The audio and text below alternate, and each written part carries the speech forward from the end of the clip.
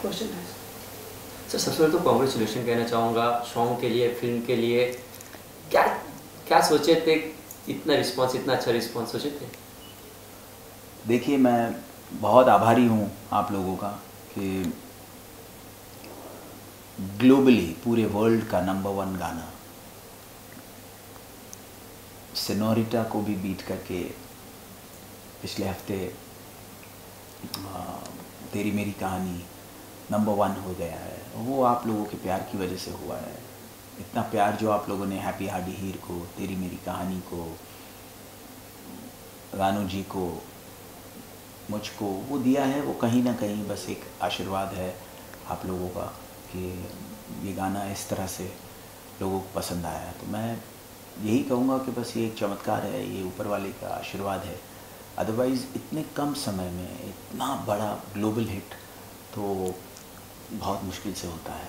Thank you very much. आपने कभी सोचा था कि सेनोरिटा को बीट करना नामुमकिन सा हो गया था? इस तरह के हम बोल सकते हैं, लेकिन ये हो चुका है, हम बोल सकते हैं। ये सोचा ही नहीं था कि बस ऐसा लगा कि एक अच्छा गाना, एक अच्छी आवाज़, बस वो दिल से एक आवाज़ आई जब वो सुपरस्टार सिंगर के सेट पे आई कि रानू जी इस आलाप को, इस गाने को बहुत अच्छा गा सकेंगी। तो ज़्यादा कुछ नहीं सोचा, यही लगा कि बस कहीं ना कहीं ये उस कॉम्पोजिशन के लिए करेक्ट है। उन्हें हमने स्टूडियो पे बुलाया और फिर उसका मेकिंग जैसे ही मैंने अपने इंस्टाग्राम पे डाला वो कहीं कुछ और ही हो गया। तो लोगों ने इतना शेयर किया, उसके लिए मैं शुक्रगुजार हूँ आप लोग सबका, और इतना प्यार देने के लिए। तो ये सोच के नहीं किया जा सकता। हमने हैप्पी हार्डी हीर में एक जो स्ट्रैटेजी बनाई थी कि भाई म्यूज़िक इस फिल्म का पहले रिलीज़ होगा, और आजकल म्यूज़िक रिलीज़ से पहले हिट नहीं होता,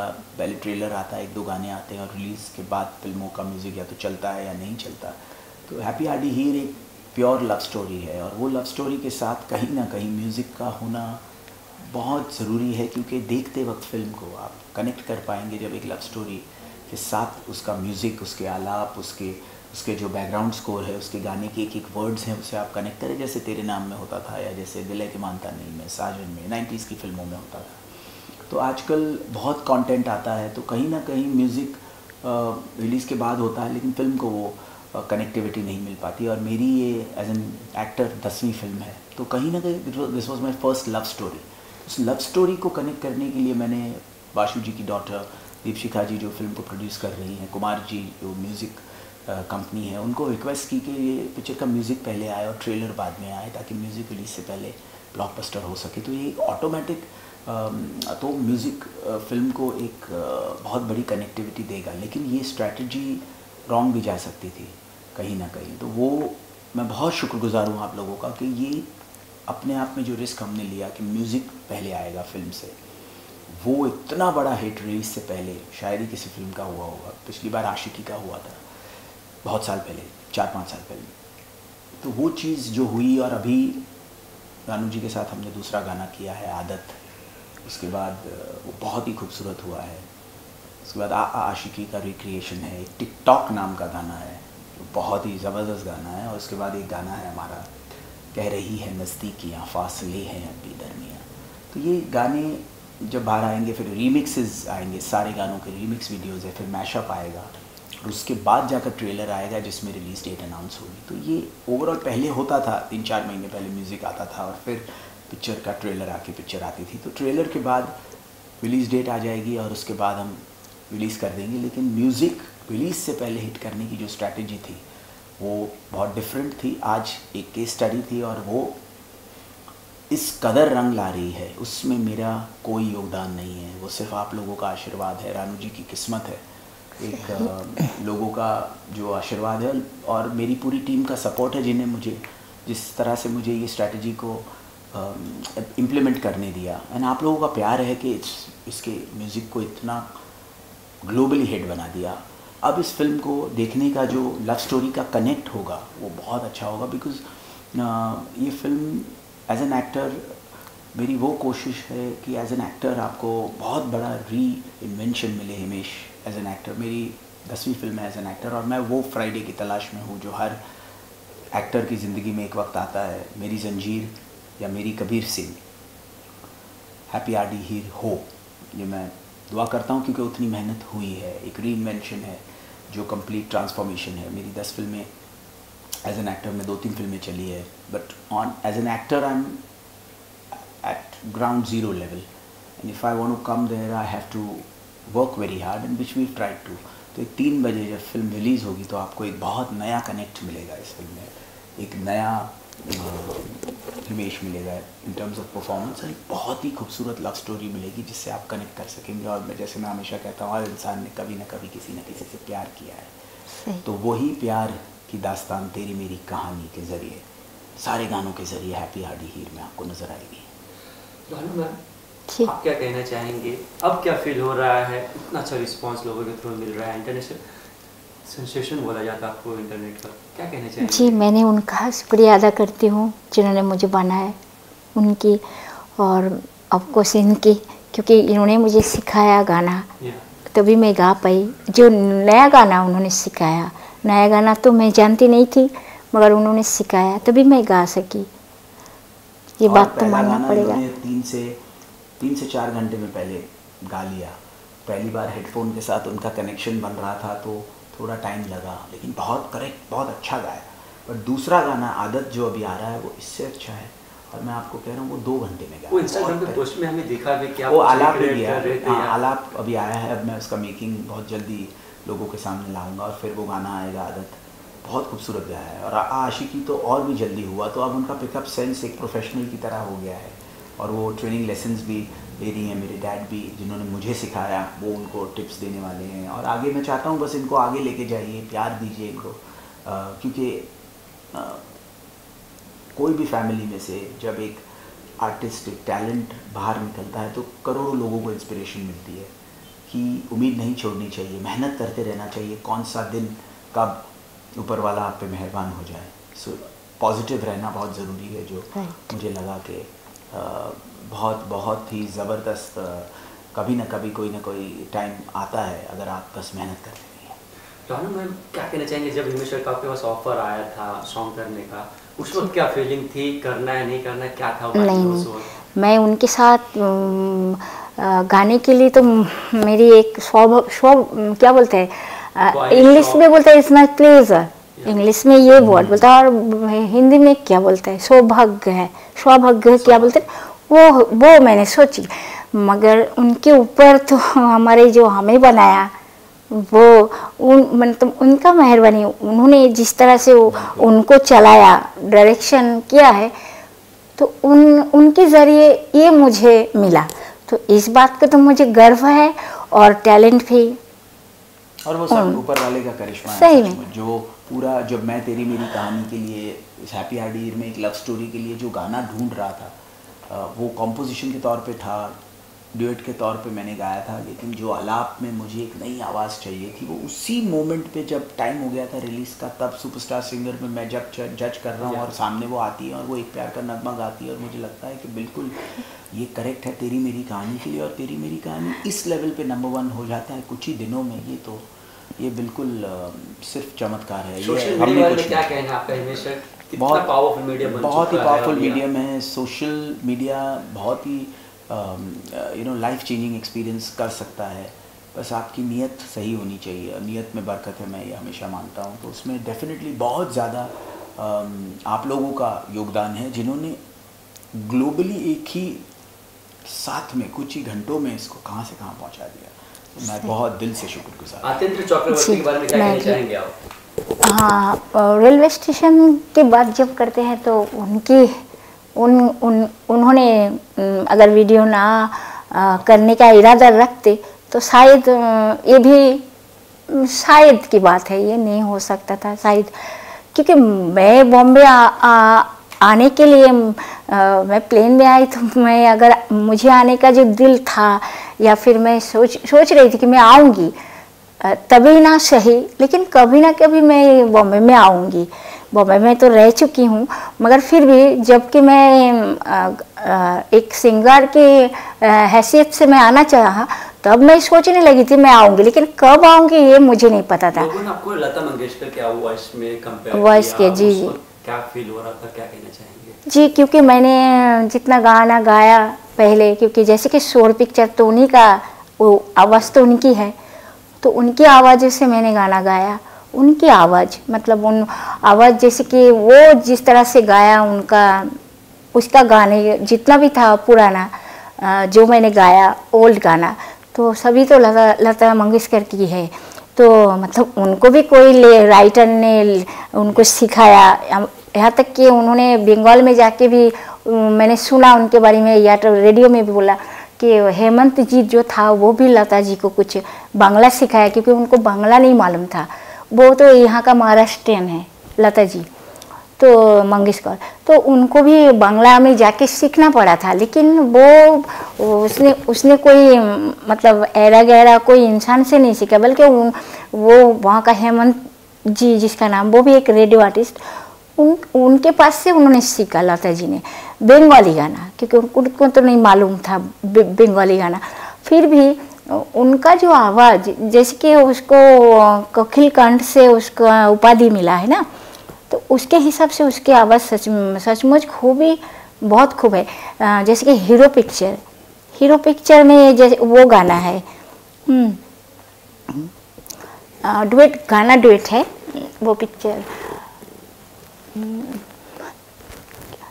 किताबों में लिखा है, सॉरी, लोगों से सुना है, किताबों में लिखा है, सबने यही कहा है, सबने यही कहा है, प्यार करने वाले कभी डरते नहीं, हाँ डरते नहीं, जो डरते हैं वो प्यार करते नहीं, जो डरते हैं वो प्यार करते नहीं।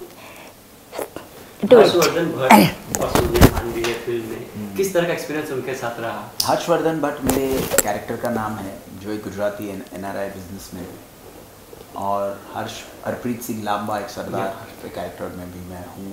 तो 2 कैरेक्टर्स हैं, डबल रोल है या नहीं वो भी नहीं बता सकता, लेकिन सोनिया मान हीरोइन है, जो एक पंजाबी एक्ट्रेस हैं और हिंदी फिल्म में पहली बार डेब्यू कर रही है, तो उनका कैरेक्टर है। तो हमें एक बिल्कुल ठेठ पंजाबी बोलने वाली एक ऐसी लड़की चाहिए थी जिन्हें हिंदी भी आती हो। तो वो बहुत ही सुंदर एक लव स्टोरी है, जो उसमें 9 गाने हैं और वो बिल्कुल पिक्चर के साथ फ्लो करते हैं, लेकिन स्टोरी को आगे लेके जाते हैं। और एक ऐसी कहानी जो हर इंसान ने कभी ना कभी किसी न किसी से प्यार किया है, उसी प्यार के नाम ये कहानी है। तो आपको हैप्पी हार्डी हीर में बिल्कुल वो कहानी नज़र आएगी, जो आपकी कहानी, हमारी कहानी है, तेरी कहानी है। से मैं आपकी फर्स्ट फिल्म आपका शुरू भी देखा था, जो कैप का जो मूवमेंट था स्टार्ट में जी, उसके बाद में आपने ये लास्ट फिल्म की 2007 में, उसका 10-11 साल का ब्रेक लेके ये फिल्म की, क्या खास बात लगी सर इस फिल्म में कि लगा आपको कि नहीं अब मुझे आना चाहिए? नहीं, मैंने तो ये मेरी 10वीं फिल्म है, कहीं ना कहीं मैं उसमें एक्सपोज बहुत अच्छी रही, और तेरा शुरू काफ़ी ठीक ठाक कहीं यहाँ पे एक एक्सपेरिमेंट भी किया हम ये बोल सकते हैं। लेकिन मैं ये कहूँगा कि as an actor I have tried to grow with each film. Khiladi में परफॉर्मेंस की बहुत तारीफ हुई, लेकिन इस फिल्म में एक कंप्लीट एक परफॉर्मेंस, एक किरदार आपको सिर्फ हिमेश नहीं बल्कि एक हर्षवर्धन भट्ट, एक हरप्रीत सिंह लांबा दिखाई देगा, और एक ऐसी कहानी दिखाई देगी जो आपके दिलों को छू जाएगी। तो उसमें मुझे लग रहा है कि as an actor I try to observe people around me, उससे काफ़ी कुछ सीखने को मिला। और एक लव स्टोरी को सबसे ज़्यादा सपोर्ट होता है अगर एक अच्छी लव स्टोरी लिखी जाए, सेंसिबिलिटी से शूट की जाए, एस्थेटिक्स करेक्ट हो, फिल्म का लुक और सारी चीज़ें करेक्ट हो, उसके मोमेंट्स करेक्ट हो, परफॉर्मेंसेस करेक्ट हो, तो म्यूज़िक का सपोर्ट भी बहुत ज़रूरी होता है। वो जो रिलीज़ से पहले, देखने से पहले जब आप म्यूज़िक को कानों में उसका कनेक्ट बना चुके हैं और तब आप वो लव स्टोरी देखते हैं, तो वो उसका फ़र्क कुछ अलग ही होता है। वो बहुत टाइम से माहौल नहीं हुआ। जब आप वो मूड बनाकर वो फिल्म देखें तो आप ज़्यादा कनेक्ट कर पाएंगे। जैसे हम एक एक्शन फिल्म का ट्रेलर देखते हैं तो हम एक्शन को इंट्रोड्यूस करते हैं, तो म्यूज़िकल फिल्म का गाने कनेक्ट होने बहुत ज़रूरी है to connect with that love story, and that is what is happening with Happy Hardy Heer. ये मौका मुझे मिला कि रिलीज़ से पहले हम लोग ये कर सके, वो मैं बहुत खुश हूँ। और गाने आज जो एपिक ब्लॉकबस्टर बन चुके हैं, ये इतनी तो उम्मीद नहीं थी, और वो सब आप लोगों ने किया। सर, जब 90s में मूवीज़ रिलीज होती थी तब लोगों के रिंगटोन्स ऑटोमेटिक चेंज हो जाते थे, 90s के सॉन्ग में आ जाते थे, लेकिन रिसेंटली ये नहीं हो रहा था। देखा जाए तो जी आते थे 2 दिन में चेंज होते थे, लेकिन तेरी मेरी कहानी जी लग रहा है कि अब जहाँ जाए यही गाना बज रहा है। क्या यार, मैं तो यही कहूँगा कि by the grace of God मुझ पर आप लोगों का बहुत आशीर्वाद रहा है, बहुत दुआ रही है कि ओढ़ली चुनरिया से लेकर तेरी चुनरिया दिल ले गई, से दुल्हन हम ले जाएंगे, से हमराज से लेकर तेरे नाम से लेकर ऐतराज़ से लेकर आशिक बनाया, झलक दिखला जा आपकी कशिश, कितने अरमान, ये तेरा मेरा मिलना, आपका सुरूर, ओ हुजूर, नाम है तेरा तेरा, हुक्का बार, बलमा, लॉन्ग ड्राइव, तेरी मेरी, बॉडीगार्ड का गाना, जुम्मे की रात, खींच मेरी फ़ोटो, तेरा फितूर, सनम तेरी कसम, प्रेम रतन धन पायो, और ऐसे कई गाने इतने हिट हुए आप लोगों के आशीर्वाद से। तो उसके बाद उसके ऊपर जाना बहुत मुश्किल था, और वो मेरे लिए एक चैलेंज था। तो मैं अपनी तरफ से बस वही डेडिकेशन से जो अपने पिताजी से सीखा है म्यूज़िक, वो मैंने इसमें हैप्पी हार्डी हीर के गानों में इम्प्लीमेंट किया है, और वो कनेक्टिविटी बन गई। इसमें मेरा कोई हाथ नहीं है, वो आप लोगों का आशीर्वाद है कहीं ना कहीं, कि वो सोलफुल मेलेडी जो एक लव स्टोरी को बयां करती है, जो ब्यूटीफुल ट्यून्स हो, बहुत अच्छे लिरिक्स हों, वो सारी चीज़ें हमने इसमें की। और इतनी उम्मीदों से इतने म्यूज़िक हिट होने के बाद उससे ऊपर जाना, ग्लोबली इस लेवल पे हिट होना, ये कोई चमत्कार से कम नहीं है। तो मैं इसमें कोई क्रेडिट नहीं ले सकता हूँ, यही कह सकता हूँ कि जो हुआ है उसके लिए बहुत बहुत शुक्रगुजार हूँ। हमने बस अच्छा एक डिवाइन एनर्जी वाला, डिवाइन कनेक्ट वाला, क्योंकि प्योर लव स्टोरी की वो जो कनेक्ट होती है वो डिविनिटी से होती है, और वो जेन्युइन अटेम्प्ट मुझे इनकी आवाज़ में लगी, और वो उस कॉम्पोजिशन में वो ब्लेंड होके लोगों ने इतना प्यार दिया है। तो मैं और कोई मेरे पास अल्फाज ही नहीं है, बस शुक्रिया अदा किया। आप कुछ कहना चाह रहे थे? इन्होंने जो कहा उनके ऊपर उन्होंने जो कहा उसके ऊपर तो और मुझे नहीं लगता और कुछ कहने की बाकी रहे, कि जो भी बातें उन्होंने कहा सभी मेरी मन की बातें कहा, क्योंकि मैं भी वही कहना चाहती हूँ जो इन्होंने कहा। अच्छा, लता मंगेशकर से अगर मिलने का मौका मिले तो मिलना चाहेंगे? अब अभी कर भी सकता हम बोल, हाँ हम ये नहीं ज़रूर, क्यों नहीं। आज जितने उनसे तो कौन नहीं मिलना चाहता, और हम लोग सब उनसे इंस्पायर्ड हैं। और लता जी ने बहुत अच्छी बात कही है कि भाई इंस्पिरेशन इज़ वेरी इंपॉर्टेंट, और इंस्पायर होकर ही हम उनको फॉलो कर रहे हैं। सारे आर्टिस्ट म्यूज़िक इंडस्ट्री के, मैं नहीं, कानू जी नहीं, बल्कि सारे आर्टिस्ट वो उनको एक इंस्पिरेशन मानते हैं। तो उनसे मिलवाने का मैं ज़रूर कोशिश करूँगा, and why not, I am sure Ranu ji के लिए भी अच्छा मोमेंट, बड़ा मोमेंट होगा लता जी को मिलना। जी क्या फीलिंग्स होगी उस वक्त अगर मिले, चांस मिले तो? क्या मैं जो अभी जो मैं इनके साथ जो गाया मैंने जितना भी जो भी, तो मुझे नहीं लगता इनके ऊपर और किसी के साथ मुझे और किसी को मैं बोल सकूँगी बहुत। हाँ, एक ज़माना थी उनको जो जिस टाइम पे उन्होंने बहुत सारा गाना, मैंने तो बोली कि उनका उम्र के हिसाब से मैं उनके पास बहुत ही उम्र से मैं बहुत ही छोटी और जूनियर हूँ। तो बस मैंने उनका गले का, मैंने उनका जो आवाज़, उसी को हमेशा फॉलो किया, उनका तारीफ़ किया, आवाज़ जो कि भगवान ने दिया, ज़रूर उनको भी, लेकिन मुझे ये नहीं मालूम उनके इतिहास के बारे में, उनका जो पर्सनैलिटी, उनका लाइफ में क्या क्या हुआ, ये मुझे नहीं मालूम। लेकिन इस बात मैंने सिर्फ उनका आवाज़, हाँ कभी उनका मुंह पे देखा लाइटिंग जब वो गाते समय, या फिर कभी उनका पिक्चर में दिखाया, या फिर कैसेट पे भी बहुत समय उनका पिक्चर लगा हुआ रहता था, तो वो सब देखी। मगर उम्र के हिसाब से वो बहुत ही मुझसे बहुत बड़ी है उम्र से। 90th बर्थडे के लिए हम लोग अपनी दिल से शुभकामनाएं देते हैं। Very happy birthday to you Lata ji. आपका 90th बर्थडे है, और आप हज़ारों साल जिए, और इसी तरह हम सबको ब्लेस करते रहें, यही हम कह सकते हैं। जी, मुझे भी यही।